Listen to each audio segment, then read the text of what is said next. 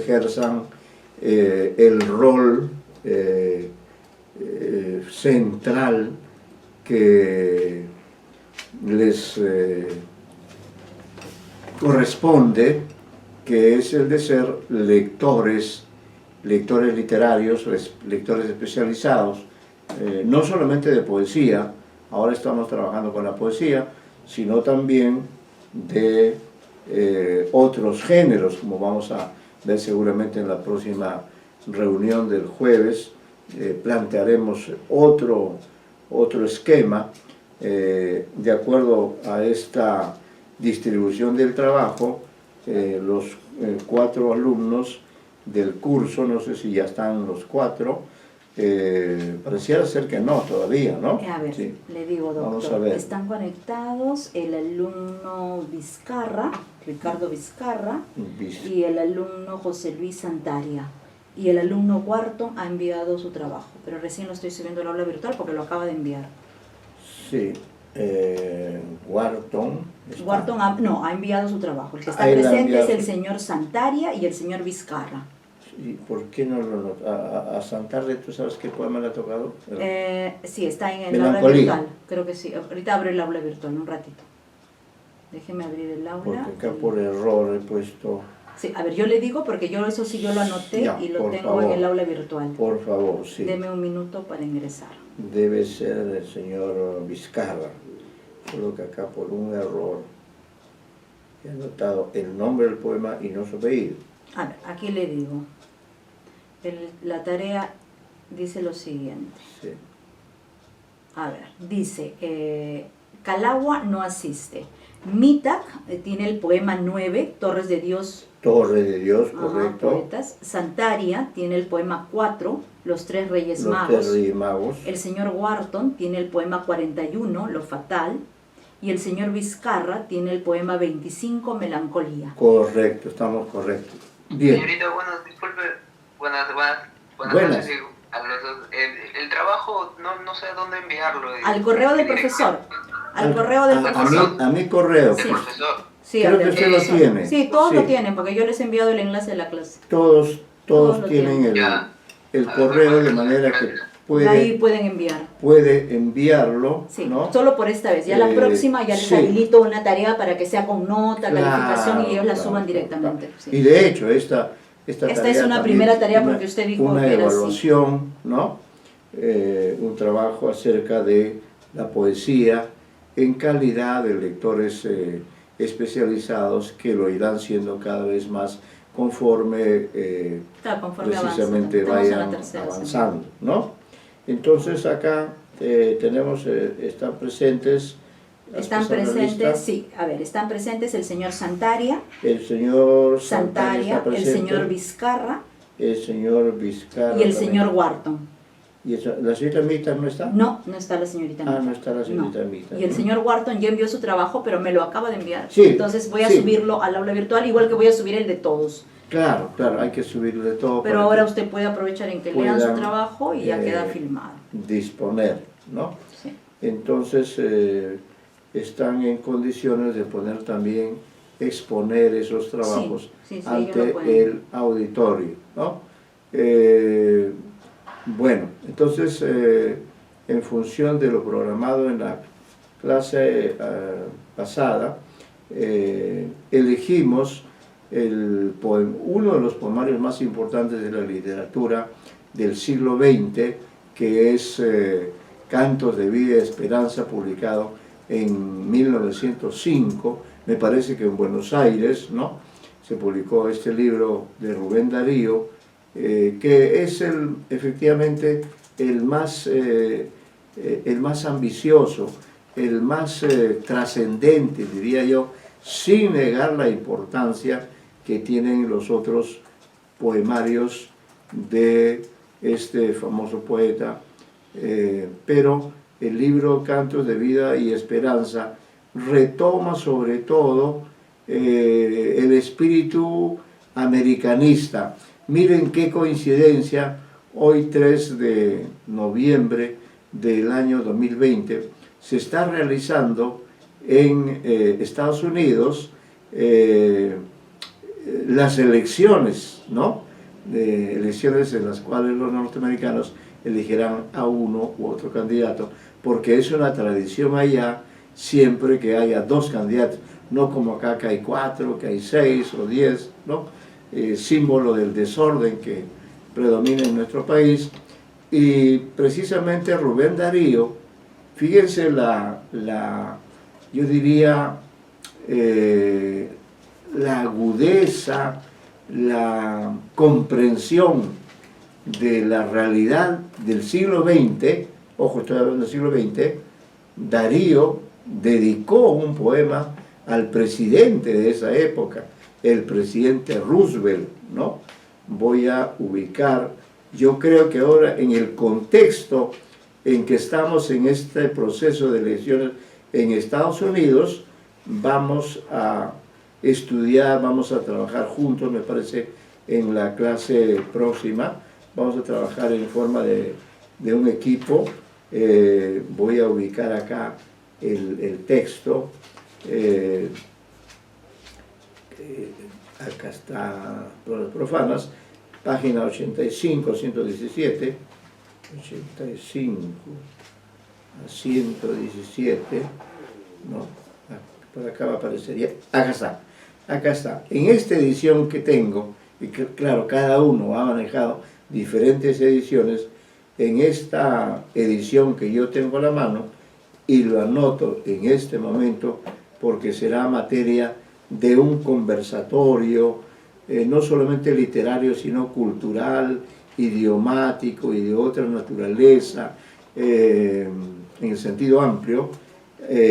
Analizaremos en equipo el poema a Roosevelt, que fue presidente de Estados Unidos, me parece, hasta en 2 o hasta en 3 oportunidades, si no me equivoco. Pues es posible que la primera vez que Roosevelt llegó al poder, el poeta Rubén Darío le dedicó un famoso poema que se llama precisamente a Roosevelt, ¿no? Que es el poema número 8, que en la edición que yo manejo, pues cada uno maneja, tiene que ubicar por el número en latín. En latín es el poema número 8, ¿no? Así como todos los otros poemas tienen una numeración. Este poema Roosevelt habría sido escrito, según la información que tengo acá en mi edición, habría sido escrito este poema famoso en Málaga, ¿no? En 1904. Entonces, por ser un poema que coincide en el tiempo con un hecho tan fundamental como es el de las elecciones en los Estados Unidos, y tomando en cuenta que ya para el jueves sabremos quién es el presidente, ¿no? Con ese motivo dedicaremos hacer un recorrido, una lectura a Rubén Darío, centrándonos principalmente en este poema, ¿no? Y por ello les pido también revisar la información sobre Roosevelt, que fue ese famoso presidente norteamericano, a quien de manera desafiante Rubén Darío le dedicó un poema. Y decía yo que lo importante de este poemario que ustedes están leyendo y analizando, en ese poema Rubén Darío se orienta mucho hacia su continente. Él es un hombre cosmopolita, ¿no? Pero dice en el prefacio, dice, en el prefacio de su libro dice, hago esta advertencia porque la forma es lo que primeramente toca a las muchedumbres. Yo no soy un poeta para las muchedumbres, pero sé que indefectiblemente tengo que ir a ellas, ¿no? Y claro, en este poema él se dirige a la América entera, ¿no?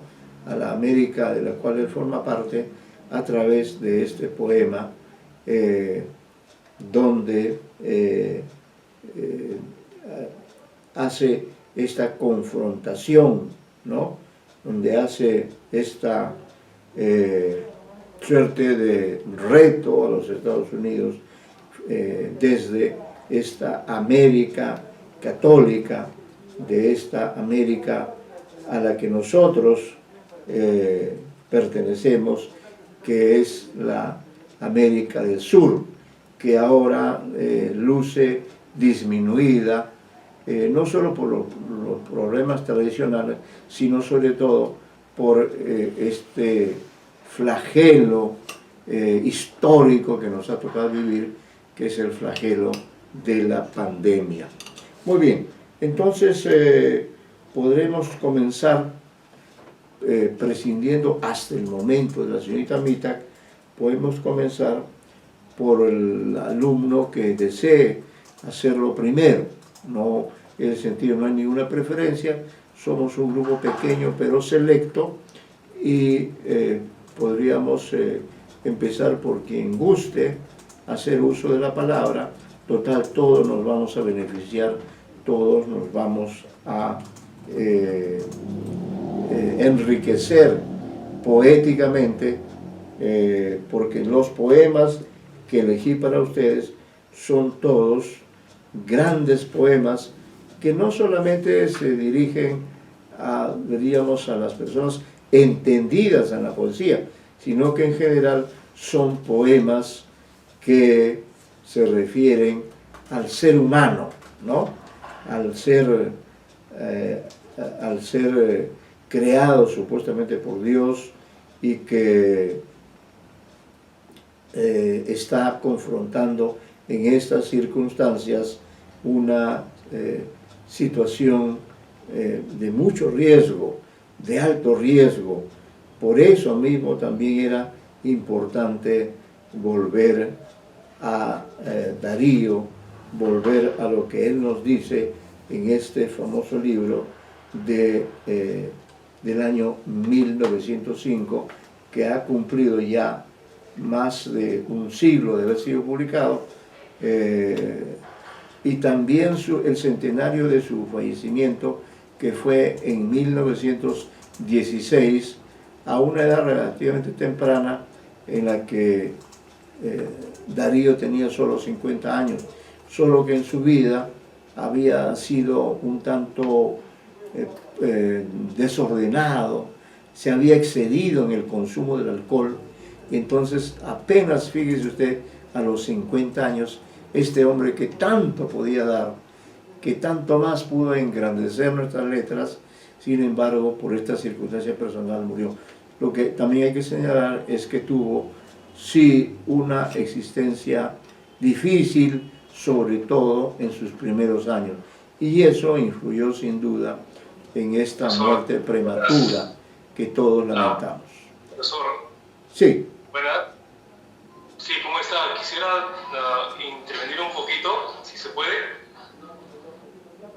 Disculpe. No, quisiera hacer un breve comentario sobre lo que está mencionando usted. Ya, con todo gusto. ¿Usted quiere comenzar?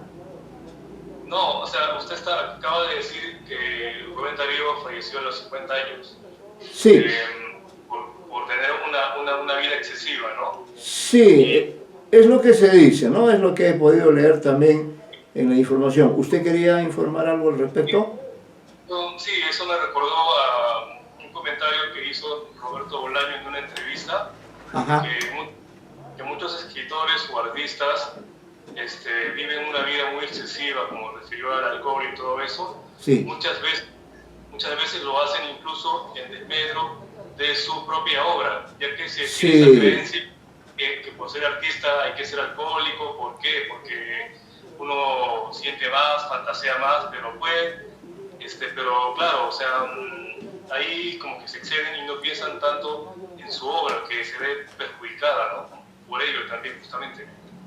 Sí, pues, sí. Yo decía que sus primeros años fueron un poco difíciles, ¿no? porque yo siempre me había preguntado, como lector común y corriente, que también lo soy, yo decía, ¿por qué Rubén Darío si él se llama Félix Rubén García Sarmiento, ¿no? ¿Y de dónde salía? Claro que está en la potestad de un escritor cambiar su nombre completo por un seudónimo. Eso es legítimo, eso ocurre, ¿no? Pero luego ya me enteré que siendo, mejor dicho, estando él en proceso de gestación, estando él próximo a nacer, sus padres se separaron, ¿no? Antes que Rubén Darío, antes que nuestro querido poeta nazca, los papás se separaron. Sin duda esto fue un golpe muy fuerte, claro, él todavía no lo podía sentir porque no había nacido, ¿no? Nace y ya los padres están separados y poco tiempo después la madre lo abandona, la madre lo deja en casa de unos familiares, ¿no? Y se olvida de él y parece que nunca más lo vuelve a ver, ¿no? Entonces yo hago mi propia especulación, digo, claro, este hombre no estaba nada orgulloso ni del apellido del padre, García, ni del apellido de la madre, ¿no? Porque ambos lo habían abandonado. En un momento en que precisamente la presencia de los padres es fundamental, es vital.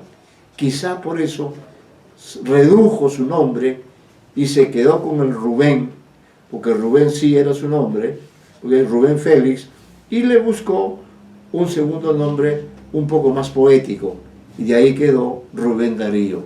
Esta sería un poco también la explicación de por qué, es mi especulación.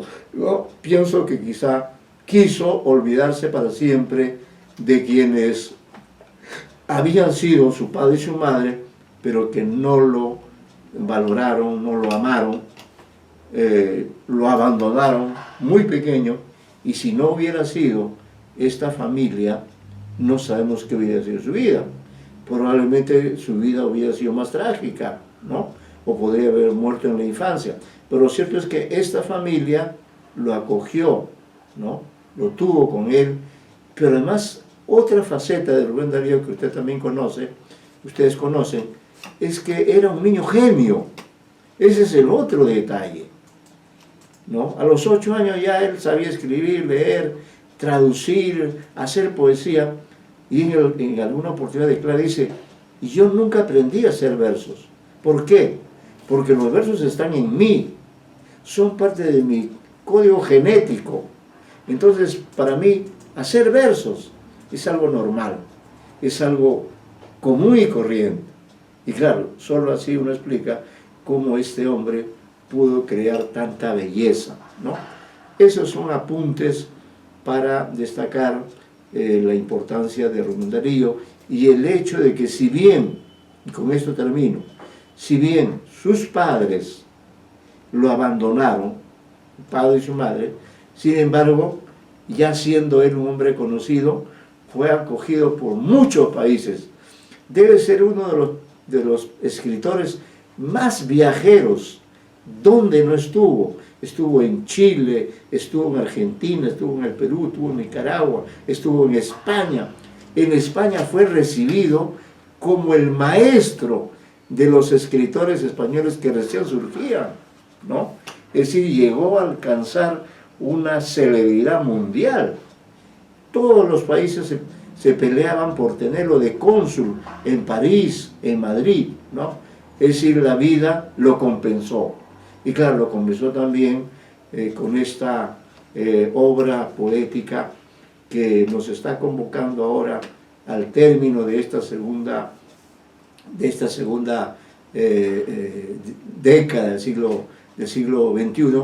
Lo estamos recordando, le estamos diciendo, Darío, tú estás con nosotros y tú escribiste en estos poemas que hemos seleccionado especialmente para la exposición de ustedes, tú nos dijiste palabras que no debemos olvidar. Muy bien, entonces ahora sí podríamos comenzar con la parte más importante, que es la que corresponde a las exposiciones de ustedes. De modo que, no sé, ¿quién quiere comenzar? ¿Algún voluntario de huesos fidedignos, como dice Vallejo? O cualquiera de ustedes que quiera comenzar. En total, todos son aquí mis alumnos predilectos. Así que en ese sentido yo no tengo ningún problema en que comience el que desee comenzar.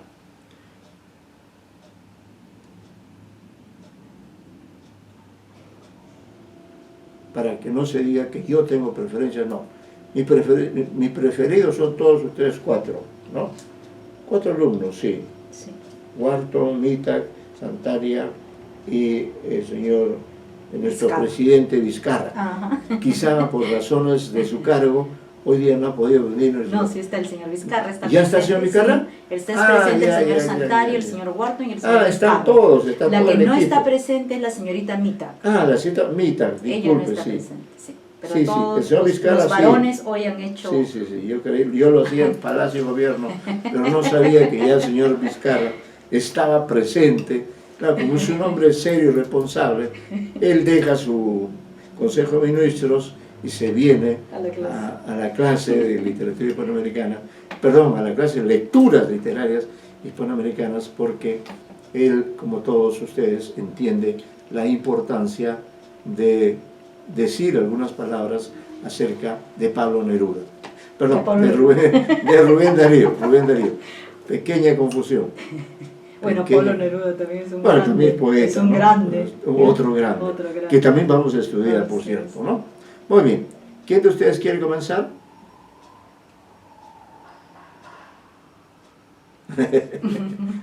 Bueno, al presidente habrá que darle la palabra. O le damos la palabra al presidente. Le damos la palabra al presidente. Claro.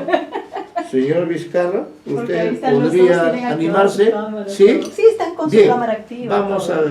Vamos entonces a darle la preferencia a nuestro querido alumno, el señor Vizcarra, a quien le tocó el poema 25.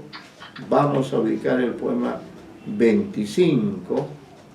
Aunque para ser justos, creo que el compañero estuvo antes que yo pidiendo participar. O como ustedes gusten, yo no tengo ningún problema, es cuestión que ustedes se pongan de acuerdo. ¿Quién quiere comenzar o quién desea comenzar? ¿O quiere comenzar el señor Wharton? Bueno, sí, yo haría una lectura del trabajo que tiene, ¿no? Claro. Entonces, ya perfecto, señor Wharton, no hay ningún problema en ese sentido.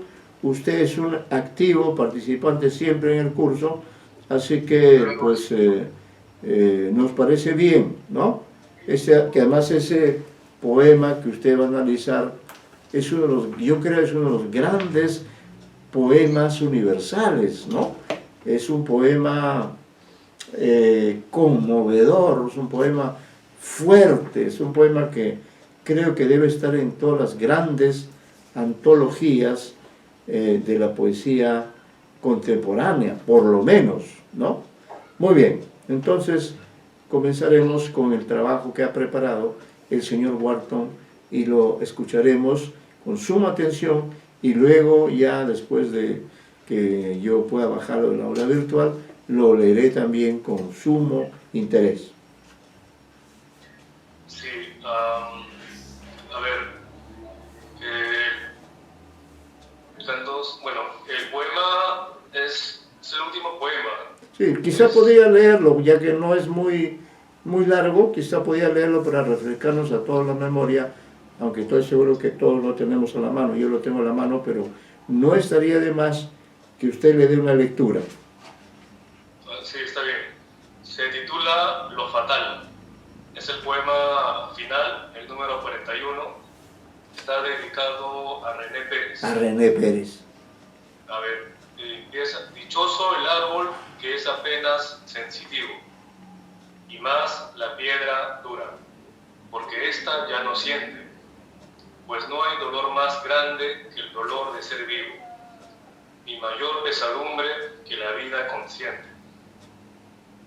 Ser y no saber nada, y ser sin rumbo cierto, y el temor de haber sido y un futuro terror. y el espanto seguro de estar mañana muerto, y sufrir por la vida y por la sombra y por lo que no conocemos y apenas sospechamos, y la carne que tienta con sus frescos racimos, y la tumba que aguarda con sus fúnebres ramos, y no saber a dónde vamos y de dónde venimos.